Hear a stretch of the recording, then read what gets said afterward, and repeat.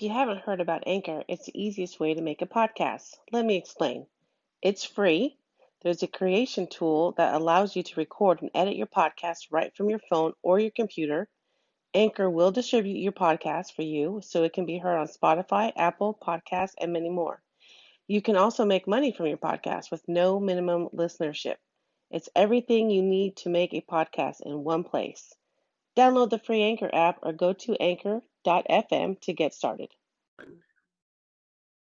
Hi, everybody. Thank you for joining us on another episode of the Truths We Hide podcast. Today's guest is Sheila Heard. She is a life coach for Victory Beyond Limits. And one of the things I really liked about her, what she had posted here, her why, is that life is worth living joyfully. So I'm really excited to hear all about her powerful story and to share this with all of our listeners. So thank you so much, Sheila, for being on here today. I really appreciate it. Thank you for having me. Of course. So tell us a little bit, you're a retired veteran, so how long did you serve? 22 years. That's amazing. Congratulations on that. And which branch of service? Army. Ooh-ah. All right, awesome. So tell us a little bit about your background and your family. Well, I spent a lot of it in the military, and I retired because my oldest daughter had gotten sick. And she had got neuromyelitis optica. It's part of the multiple sclerosis family, and it attacks your brain and spinal cord, and she lost her eyesight and use of her arms and legs. Oh, I'm so sorry. So I was almost at the end of my term anyway, so I just went ahead and retired to come home and take care of her. Mm-hmm. And so a year after her, that's when my son, my youngest son, was diagnosed with paranoid schizophrenia. Oh my goodness. And then a year after his diagnosis, my oldest son died and my youngest son was charged with his death. God bless you. Yes, and so when I first came home, so I couldn't find any resources that I needed to help with my daughter because I had been off for years and I retired. I didn't work, so I was at home for a year, so then funds started to get a little funny, so I had to go and get a job. With all my experience and all the credentials that I had, the only thing I could find was a minimum wage paying job. And, so I said, you know what? I have enough experience and I have enough credentials. I can start to work for myself. Yes. And so that's what I did. So one of the things that I had decided to do was I'm starting a support group for caregivers who care for a person with schizophrenia, because I know that all the things that I had to go through with him and still continue to go through with him. I mean, it's just some things the system's just not going to do. And those are some things that we can do for ourselves. One of the things that I have found is that I have to look at the person who I need to become for me, not only for me, but the person I need to become for him to be able to provide him with the support that he needs. Because one of the things I come to realize that he's not going to survive without me. Yeah. He's just not going to survive. And that's an ongoing battle. And there's just some things that you got to just come to terms with within yourself.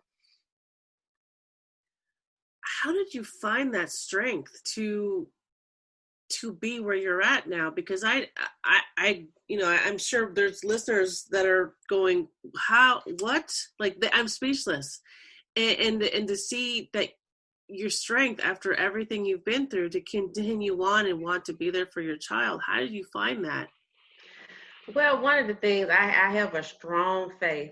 Mm-hmm. I have a strong faith, and it was there before any of these incidents started happening. And that's just what I have to contribute it to, because I can remember when I was when my son had died, so many people was telling me, I feel so sorry for you. I'm like, why are you feeling sorry for me? You just don't understand the foundation on which I stand. Mm.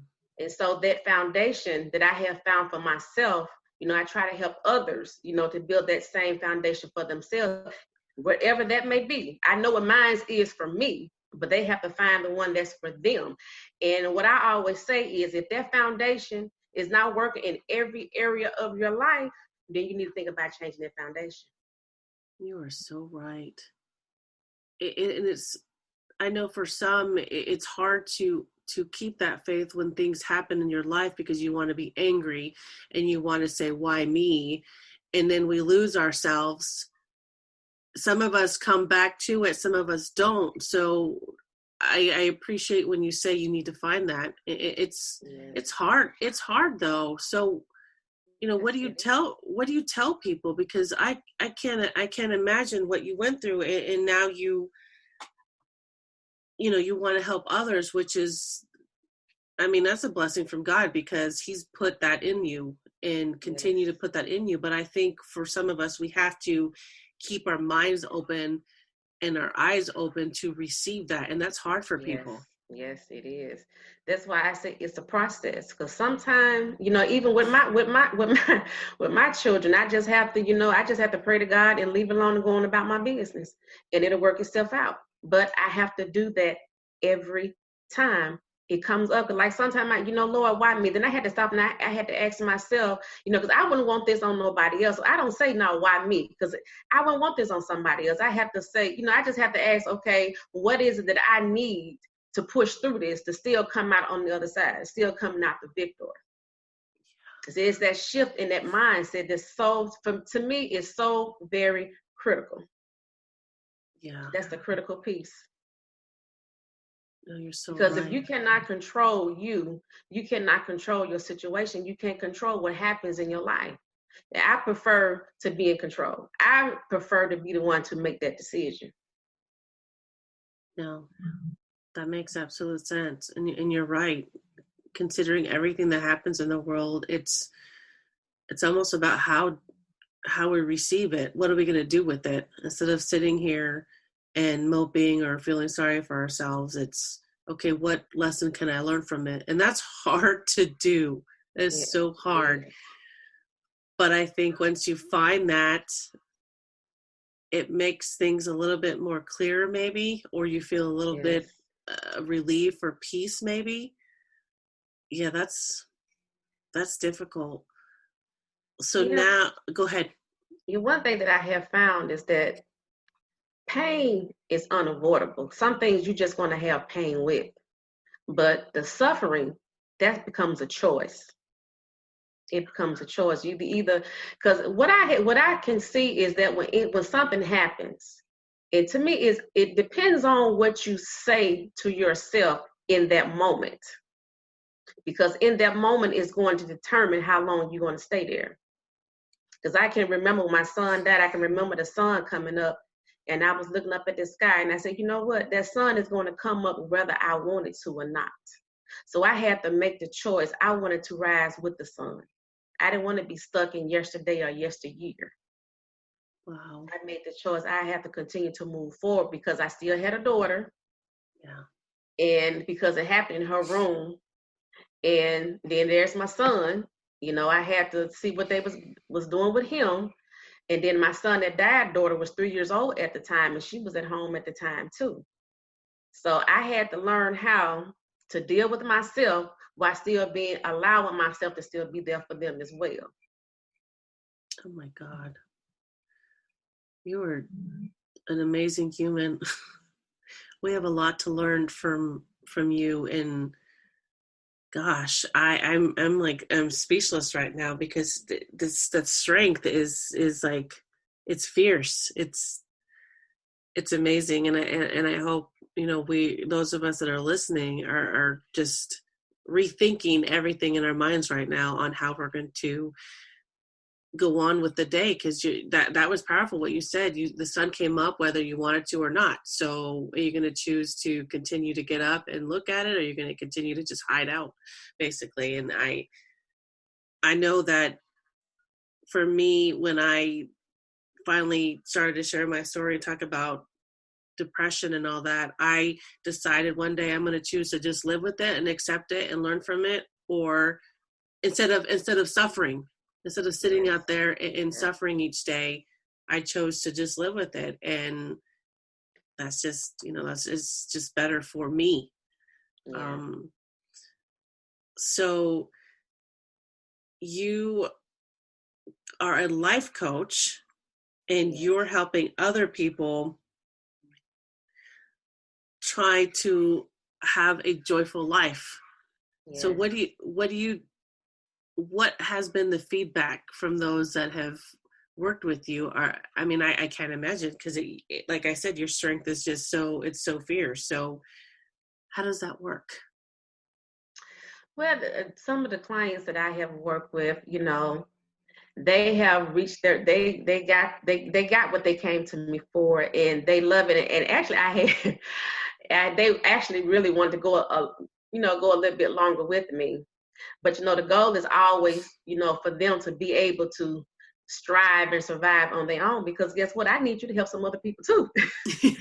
So, getting them to where they need to be within themselves, because you cannot lead somebody else if you cannot be led. First be led yourself. Because for me, I cannot give somebody else something that I have not first given to God first.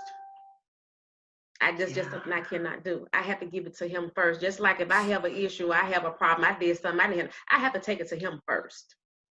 And that'll leave me free to tell other people, because I know for myself, I have done what I needed to do. It doesn't matter how you feel about it. I can just have to come to you with the truth and apologize whatever it is I need to do. Whether or not you accept it, that's on you. But I have done my part.